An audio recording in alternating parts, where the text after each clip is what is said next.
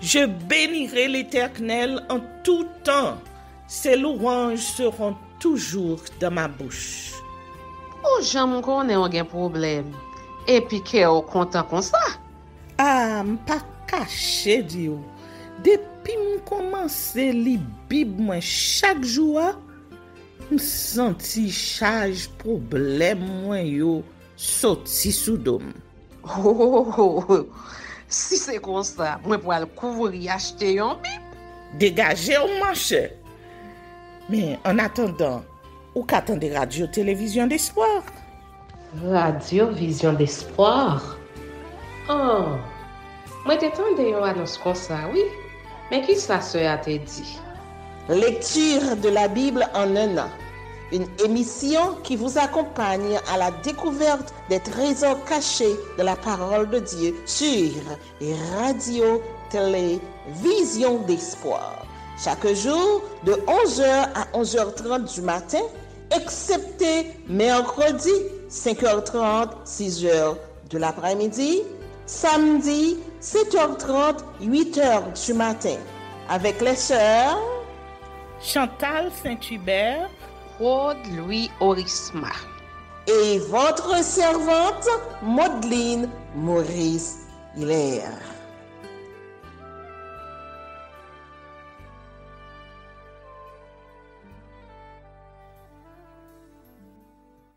Saint-Esprit de Dieu, fais-nous la grâce de jouir de ta présence durant cette lecture qui enseigne, convainc, corrige, instruit et qui sauve. Au nom de Jésus. Amen.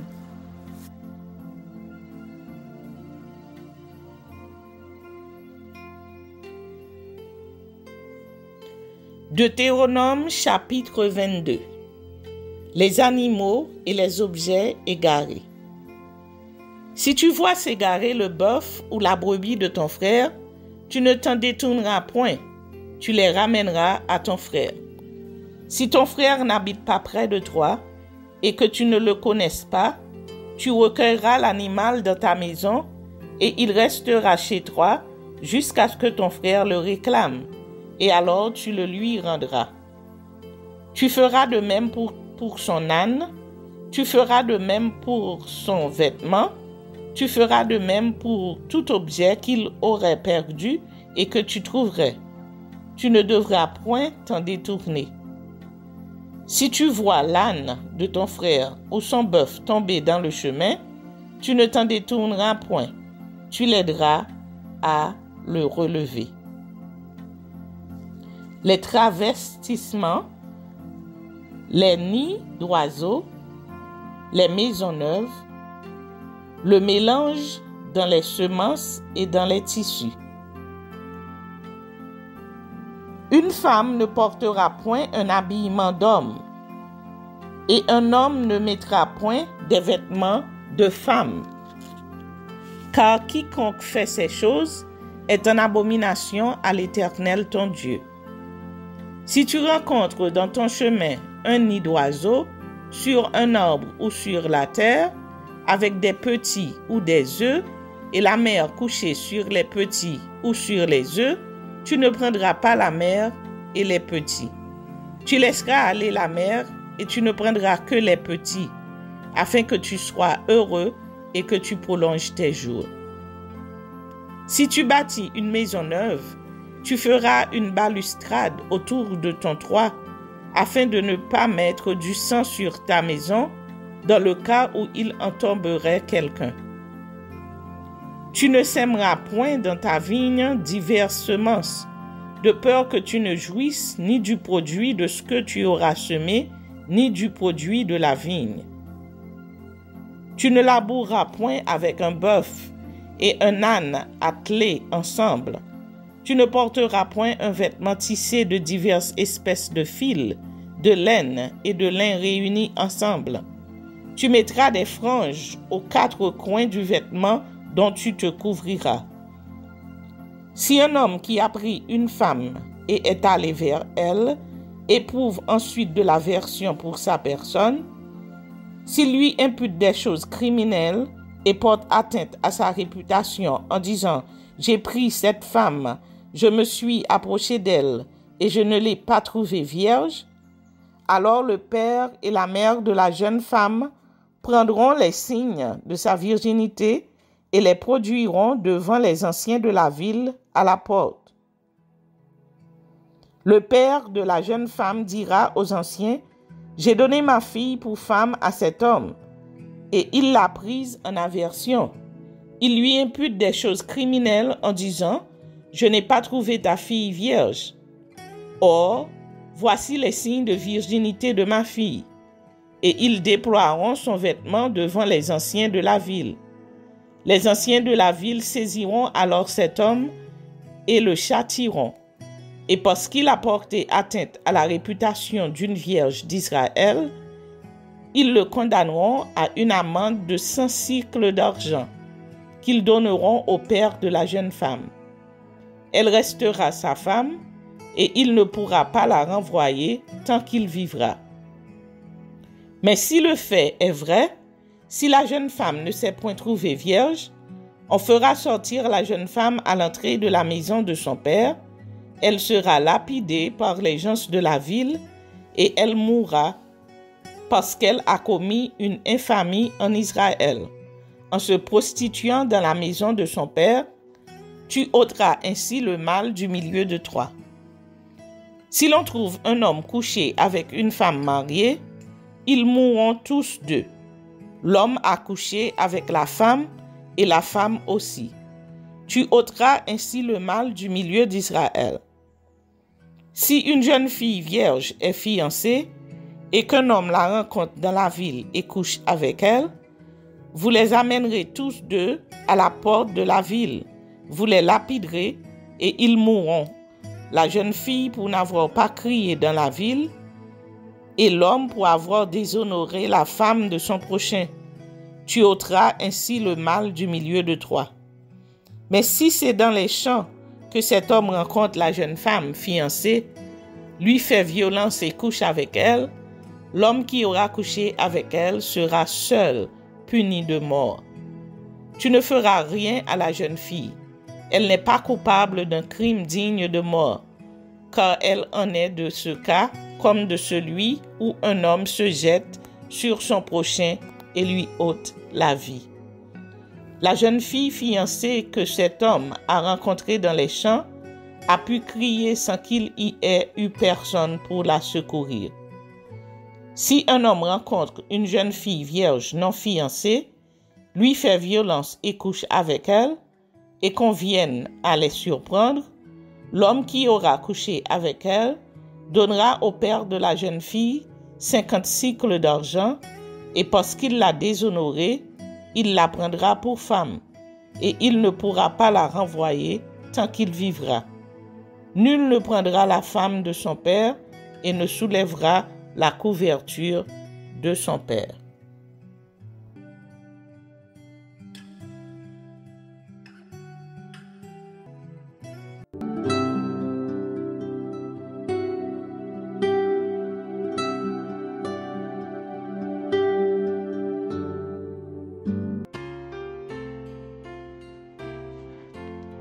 Ésaïe chapitre 4. Et 7 femmes saisiront en ce jour un seul homme et diront, nous mangerons notre pain et nous vêtirons de nos habits. Fais-nous seulement porter ton nom, enlève notre opprobre. Délivrance future de Jérusalem. En ce temps-là, le germe de l'Éternel aura de la magnificence et de la gloire, et le fruit du pays aura de l'éclat et de la beauté pour les réchappés d'Israël. Et les restes de Sion, les restes de Jérusalem seront appelés saints. Quiconque à Jérusalem sera inscrit parmi les vivants, après que le Seigneur aura lavé les ordures des filles de Sion, et purifier Jérusalem du sang qui est au milieu d'elle par le souffle de la justice et par le souffle de la destruction. L'Éternel établira sur toute l'étendue de la montagne de Sion et sur ses lieux d'assemblée une nuée fumante pendant le jour et un feu de flammes éclatantes pendant la nuit, car tout ce qui est glorieux sera mis à couvert. Il y aura un abri pour donner de l'ombre contre la chaleur du jour, pour servir de refuge et d'asile contre l'orage et la pluie. Amen.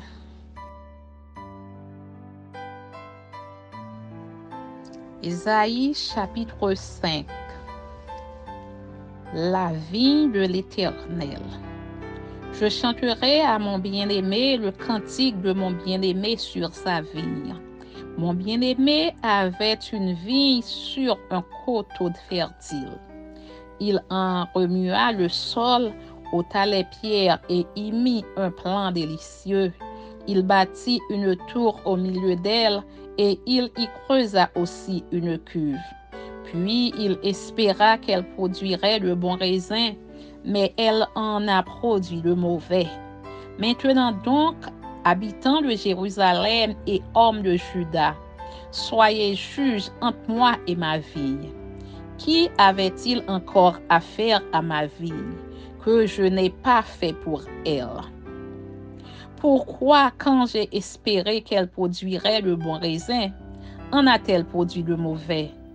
Je vous dirai maintenant ce que je vais faire à ma vigne. J'en arracherai la haie pour qu'elle soit broutée. J'en abattrai la clôture pour qu'elle soit foulée aux pieds. Je la réduirai en ruine, elle ne sera plus taillée ni cultivée.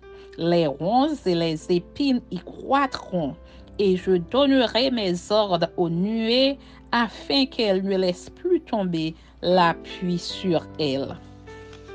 La vigne de l'Éternel des armées, c'est la maison d'Israël, et les hommes de Juda, c'est le plan qu'il chérissait. Il avait espéré de la droiture, et voici du sang versé, de la justice, et voici des cris de détresse. Malheur aux iniques, malheur à ceux qui ajoutent maison à maison, et qui joignent champ à champ, jusqu'à ce qu'il n'y ait plus d'espace et qu'ils habitent seuls au milieu du pays. Voici ce que m'a révélé l'Éternel des armées. Certainement, ces maisons nombreuses seront dévastées, ces grandes et belles maisons n'auront plus d'habitants. Même 10 arpents de vigne ne produiront qu'un baffle, et un homère de semences ne produira qu'un épha. Malheur à ceux qui, de bon matin, courent après les boissons enivrantes, et qui, bien avant, dans la nuit, sont échauffés par le vin. La harpe et le luth, le tambourin, la flûte et le vin animent leur festin.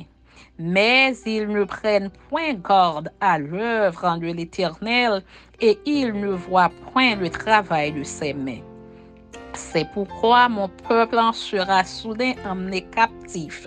Sa noblesse mourra de faim, et sa multitude sera desséchée par la soif. C'est pourquoi le séjour des morts ouvre sa bouche, élargit sa gueule outre mesure.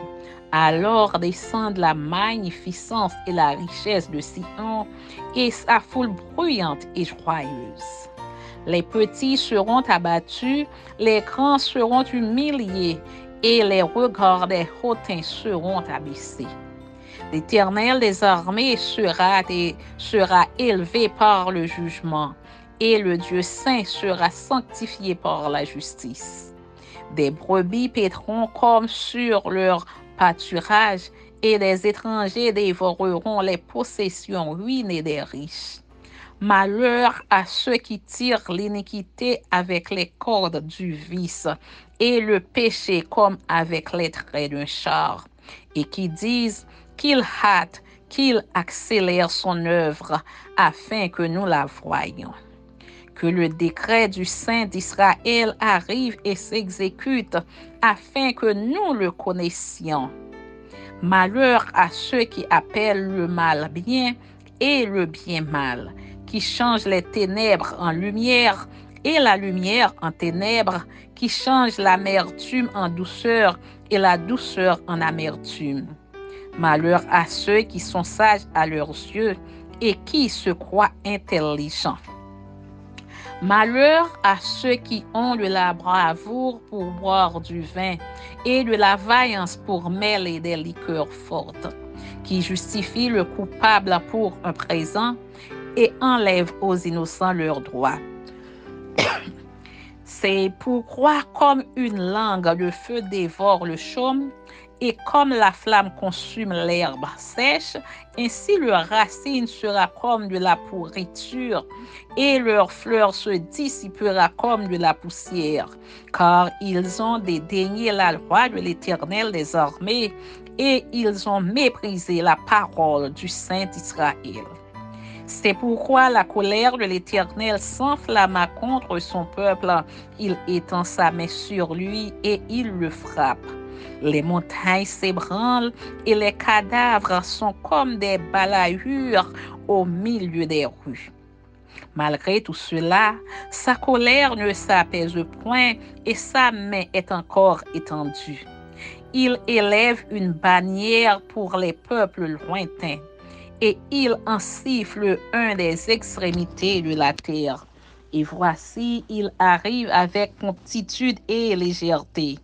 Nul n'est fatigué, nul ne chancelle de lassitude. Personne ne sommeille ni ne dort. Aucun n'a la ceinture de ses reins détachée, ni la courroie de ses souliers rompus. Ses flèches sont aiguës et tous ses arcs tendus. Les sabots de ses chevaux ressemblent à des cailloux et les roues de ses chars à un tourbillon. Son rugissement est comme celui d'une lionne. Il rugit comme des lionceaux. Il gronde et saisit la proie. Il l'emporte et personne ne vient au secours. En ce jour, il y aura près de lui un mugissement comme celui d'une tempête sur mer. En regardant la terre, on ne verra que ténèbres avec des alternatives d'angoisse et d'espérance. Au ciel, l'obscurité régnera. Amen.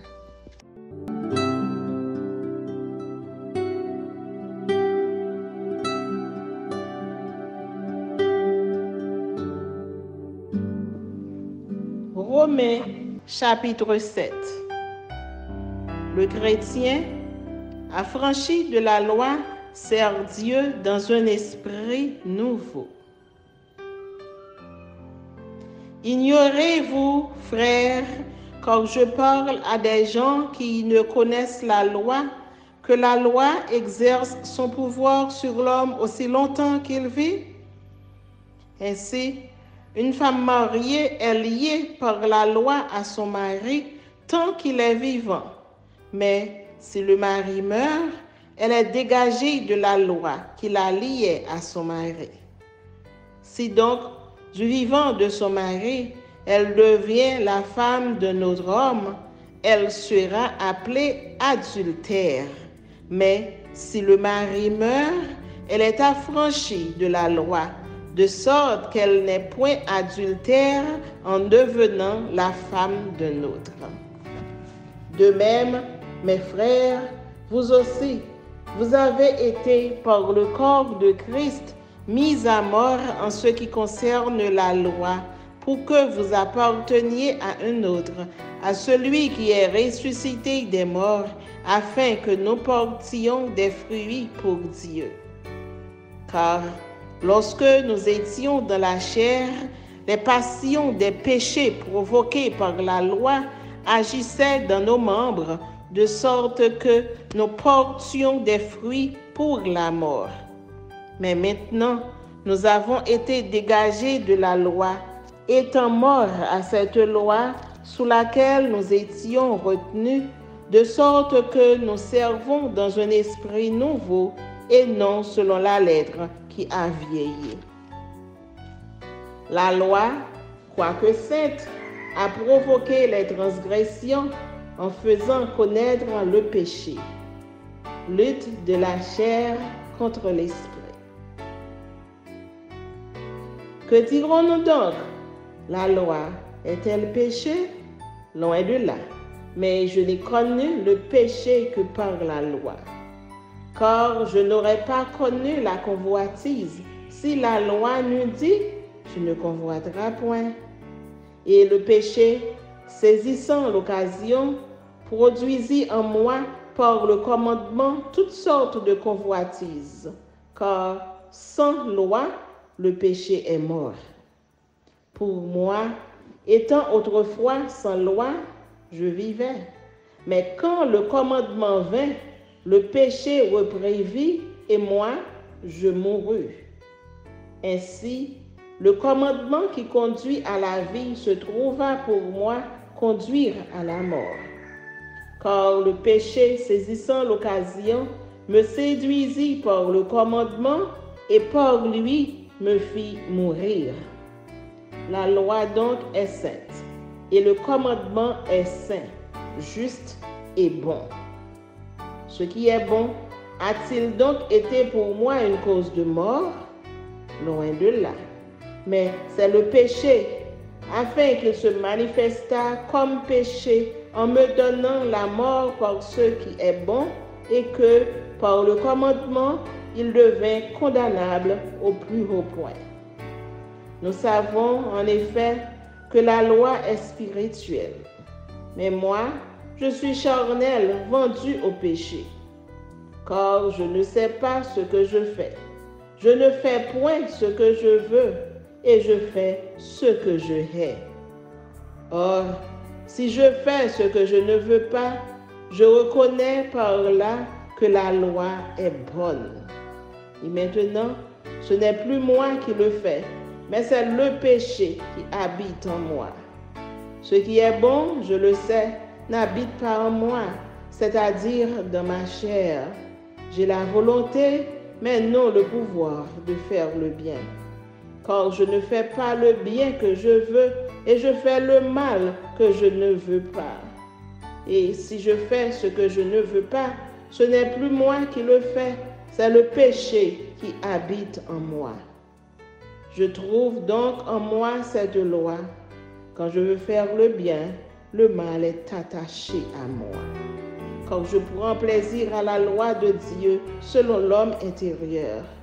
Mais je vois dans mes membres une autre loi qui lutte contre la loi de mon entendement et qui me rend captif de la loi du péché qui est dans mes membres. Misérable que je suis, qui me délivrera du corps de cette mort? Grâce soit rendue à Dieu par Jésus-Christ notre Seigneur. Ainsi donc, moi-même, je suis par l'entendement esclave de la loi de Dieu et je suis par la chair esclave de la loi du péché.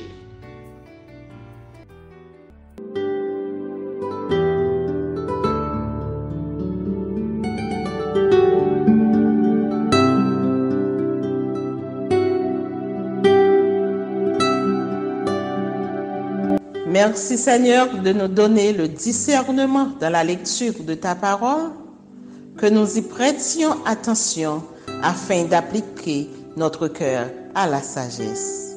Amen. Que celui qui a des oreilles pour entendre, entende, et que celui qui lit fasse attention.